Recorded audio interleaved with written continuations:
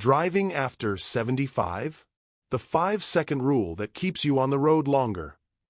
You know, there's something I hear all the time from folks our age. I'm still a good driver, but lately, I've noticed little things. Maybe I don't react as quickly as I used to, or night driving isn't as easy as it once was. And if that sounds familiar, I want you to know something right away. You're not alone. In fact, you're far from it. But here's the good news. Just because we're getting older doesn't mean we have to give up the keys. Not by a long shot. What it does mean is that we might need to adjust our habits, just a little, to stay safe, confident, and in control behind the wheel. That's exactly what we're going to talk about today. I'm going to share with you a simple but powerful trick I call the 5-second rule, along with a few other practical tips that can help you keep driving safely for years to come. Because let's face it, driving isn't just about getting from point A to point B. It's about freedom. It's about staying active, independent, and connected to the people and places you love. So, let's start with that 5-second rule. You might be wondering, what's the 5-second rule? Well, it's not about dropping food on the floor, though I've been known to follow that rule a time or two. No, this is something even more important. Here's how it works. Before you start your car, take 5 seconds to do a quick mental and physical check. First, ask yourself, how do I feel right now? Are you tired? Stiff? Distracted? If something doesn't feel quite right, that's your cue to pause and reconsider. Maybe you need to stretch for a minute, adjust your seat, or even postpone your trip if you're not at your best. Next, glance around your car. Are your mirrors adjusted? Is your seatbelt on? Are your glasses, if you wear them, clean and in place? These might seem like small things, but they make a big difference in your reaction time and overall safety. 5 seconds. That's all it takes. But those 5 seconds can help you catch potential problems before they become real issues on the road. Now, let's talk about another key habit. Staying sharp with defensive driving. You've probably heard this term before, but it's worth repeating, especially as we get older. Defensive driving isn't about being nervous or hesitant behind the wheel. It's about being aware and prepared. For example, when you're at an intersection, don't just look at the traffic light. Glance both ways before you go, even if you have the green. Why? Because not everyone stops when they should, and that extra look could save you from a collision. Or, when you're on the highway, try to keep a little more space between you and the car in front of you than you might have in the past. That extra cushion gives you more time to react if something unexpected happens. The goal here isn't to make driving feel like a chore. It's to make it feel effortless, because when you're proactive, you're in control.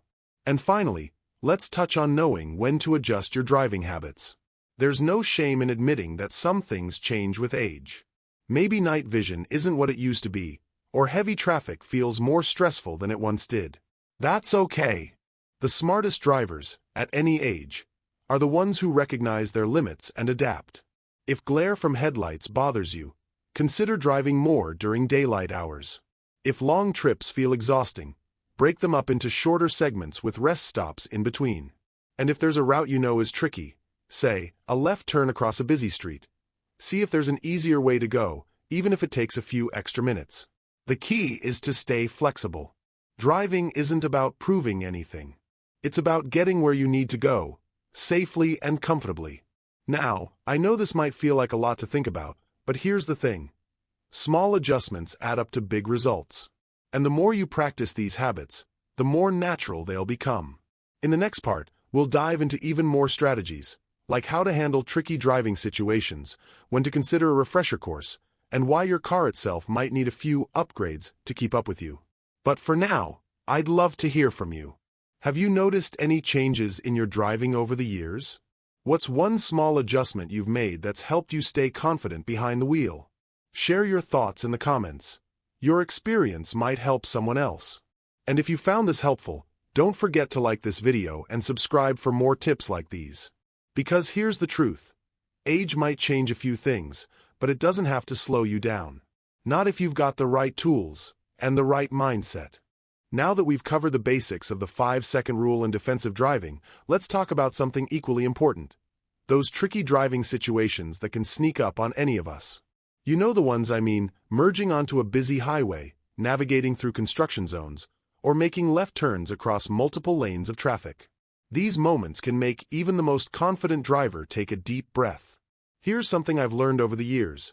The secret to handling these situations isn't about having lightning-fast reflexes. It's about giving yourself what I call the advantage of preparation. Let me explain what that means. First, let's tackle highway driving. Merging onto a fast-moving interstate can feel like trying to join a dance mid-song. The trick is to use the acceleration lane properly. Start checking your mirrors and blind spot the moment you enter the ramp. By the time you're halfway down the ramp, you should already know which gap you're aiming for. Then, accelerate to match the speed of traffic. Don't wait until you're at the end of the ramp. This gives you control of the situation rather than hoping other drivers will make space for you. Now, about those left turns that seem to get more challenging each year. Here's a little strategy one use.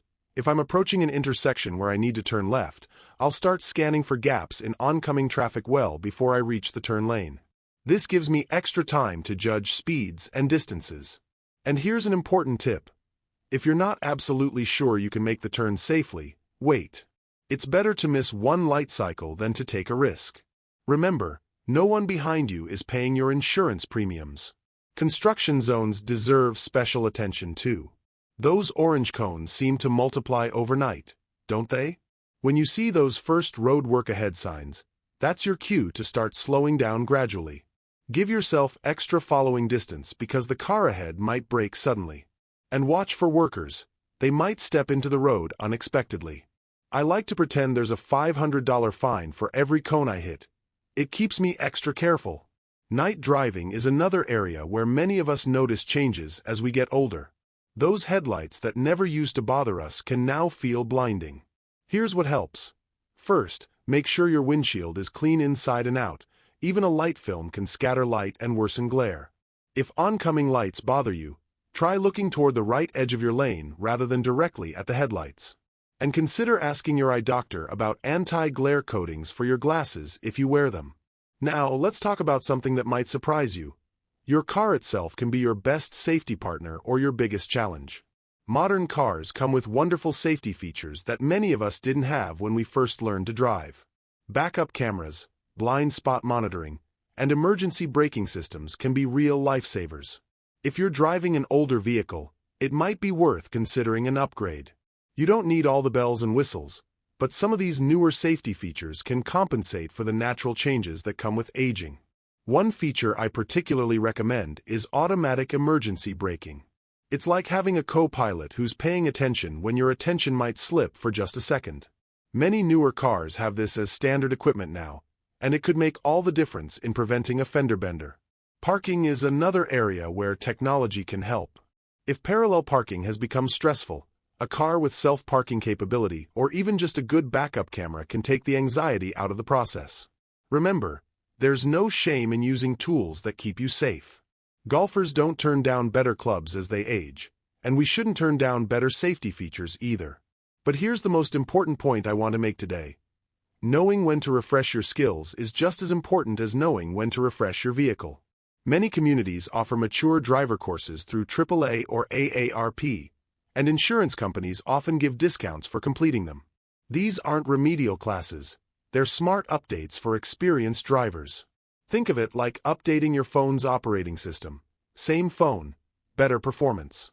In the next part, we'll discuss how to have honest conversations with family about your driving, when it might be time to limit, not necessarily stop, driving, and how to maintain your independence even if you do decide to drive less. But for now, I'd love to hear, what's your biggest driving challenge these days?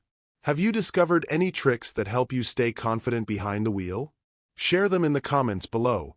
Your experience could help another viewer. And if you're finding this series helpful, don't forget to like and subscribe for more content designed to help you live your best life after 75. Remember, safe driving isn't about age.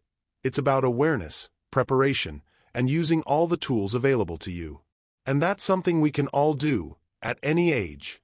You know, there's something I don't hear talked about enough when it comes to driving as we get older: the emotional side of things. It's not just about reflexes or vision tests. It's about that quiet worry in the back of your mind, Will today be the day someone suggests I shouldn't drive anymore? I want to address that head-on, because here's the truth. Staying safe on the road isn't about proving anything to anyone. It's about making smart choices that keep you mobile and independent for as long as possible. Let's start with what might be the toughest conversation: when family members express concern about your driving. I've seen this scenario play out so many times. Adult children notice a small scrape on the bumper or hear about a close call, and suddenly they're talking about taking away the keys. But here's how you can turn that conversation into something constructive rather than confrontational. First, listen without getting defensive. I know that's hard when it feels like your independence is being questioned, but try to hear the love behind their concern. Then share your own perspective calmly. I understand why you're worried, and I want you to know I'm being careful. Let me show you the steps I'm taking to stay safe on the road. This puts you in the position of being proactive rather than reactive. Now, let's talk about self-assessment, the single most powerful tool you have. Every few months, take an honest look at your driving. Are you avoiding certain routes or times of day because they feel challenging? Have other drivers started honking at you more often? These aren't necessarily red flags. They're information that can help you make adjustments. Maybe you decide to stop driving after dark or avoid rush hour traffic. That's not giving up, that's being strategic. One technique I recommend is what I call the passenger seat test. Have someone you trust ride with you occasionally, not to critique, but to observe. Afterward, ask for their honest feedback. How did I seem to you out there? Any situations where I seemed unsure? This gives you valuable outside perspective while keeping you in control of the evaluation process. Here's something else to consider: alternative transportation options in your area. Knowing what's available takes the fear out of potentially driving less someday. Many communities have excellent senior transportation services, ride shares, or even volunteer driving programs. Explore these before you need them, so if the time comes when you want to cut back, you'll have options ready. But let's be clear, for most of us, that day doesn't have to come anytime soon. With the right habits and adjustments, many people drive safely well into their 80s and beyond. The key is being willing to adapt. Maybe that means sticking to familiar routes, allowing extra time for trips, or avoiding driving in bad weather. These aren't limitations, they're smart strategies that keep you on the road longer. Now, I want to address something really important. If you do decide to drive less or stop driving altogether, that doesn't mean giving up your independence. Some of the most active seniors I know made this transition gracefully by focusing on what they gained rather than what they lost. More time to read during rides, less stress about parking, and often, surprisingly, stronger connections with family and friends who help with transportation. As we wrap up this series, I want to leave you with this thought. Driving is a privilege, but it's not the only path to independence. Whether you're behind the wheel for many more years or making the choice to transition to other transportation, what matters most is staying connected to the people and places that make life meaningful. Before we go, I'd love to hear your thoughts. How have you navigated these conversations with family? What strategies have helped you maintain your driving confidence? Share your experiences in the comments. Your story could help someone else facing similar questions. If you found this series helpful, please like this video and subscribe to our channel. We create all this content with one goal: to help you live your fullest, most independent life at every age. Remember, aging isn't about loss, it's about adaptation. And when we approach changes with wisdom and preparation, we open the door to years of safe, happy mobility. Here's to many more miles ahead, whether you're driving them yourself or enjoying the ride with good company. Thank you for being part of this important conversation.